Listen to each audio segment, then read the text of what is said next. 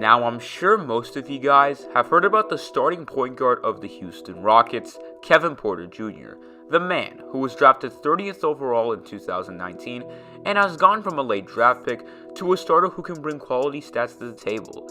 He has definitely been helping out the Houston Rockets while John Wall has been gone. But recently, the 21-year-old has had a bizarre experience. And by that, I mean he has been in some situations that you don't see every day. He's dealt with some ups and downs, and I plan on going through these peculiar circumstances in today's video. How is everybody doing today? It's Portello back with another video. Today, I'll be talking about Kevin Porter Jr. and how he has had an odd start to 2022. Let's not waste any time, and let's get straight into it. Let's start off on the day the Houston Rockets were playing the Denver Nuggets, which was on New Year's Day. The Rockets were getting blown out at the half, and Kevin Porter Jr. was having an off night as he just had 8 points. And once the team was in the locker room, Porter got in a heated exchange which caused for him to somewhat pull an Antonio Brown and just leave. He would leave the arena at halftime, and the Rockets went on to lose the game. Now, the reason why Porter got mad was because of an argument he had with the Rockets' assistant coach, John Lucas. Lucas was raging and blaming Kevin Porter Jr. and Christian Wood for the blowout. And Porter got so heated at Lucas that he literally threw an object at him. Eventually, both men had to get separated. Porter was apparently not supposed to even play in the second half due to, according to the head coach Stephen Silas, a thigh injury. But even Christian Wood was mad at Lucas as in the second half, he refused to sub in. It wasn't a pretty sight in the locker room that night for the Rockets. Both Porter and Wood would serve a suspension for this. So yeah, that's not a very good start to 2022 for Kevin Porter Jr. But luckily, it got better. Sort of. Porter has not had the greatest week of basketball. He missed the game against the 76ers due to his suspension, and then came the game against the Washington Wizards. Porter was having an ice-cold performance the entire game, but luckily, his teams were able to keep it close. And then comes the end of the fourth quarter. It is tied at 111. Stephen Silas clearly shouldn't let Porter take the final shot due to how poorly he was shooting.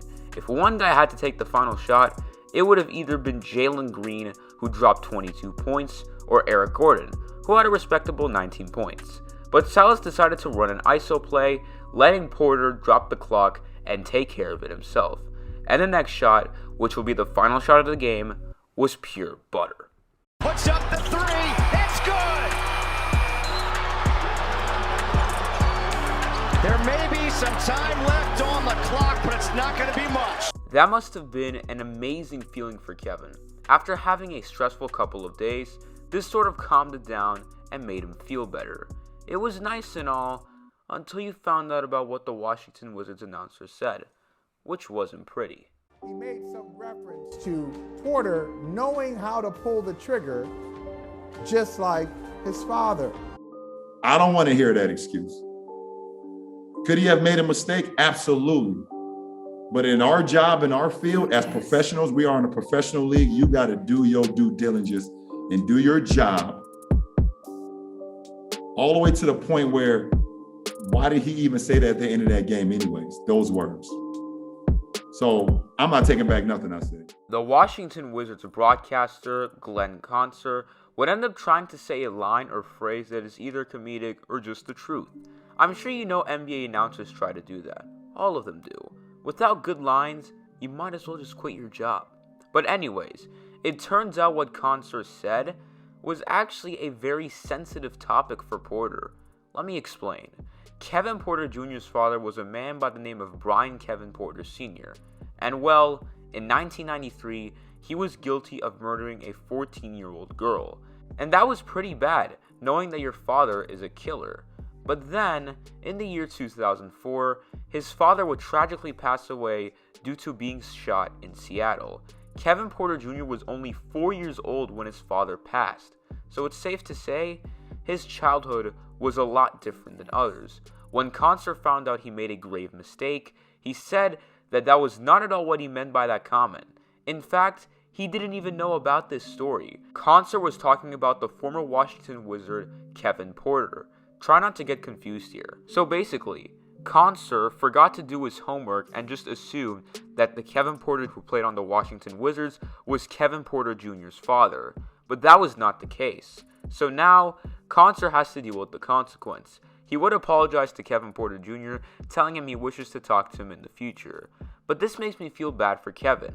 I'm sure he was very puzzled by that comment and probably didn't know how to take it at first.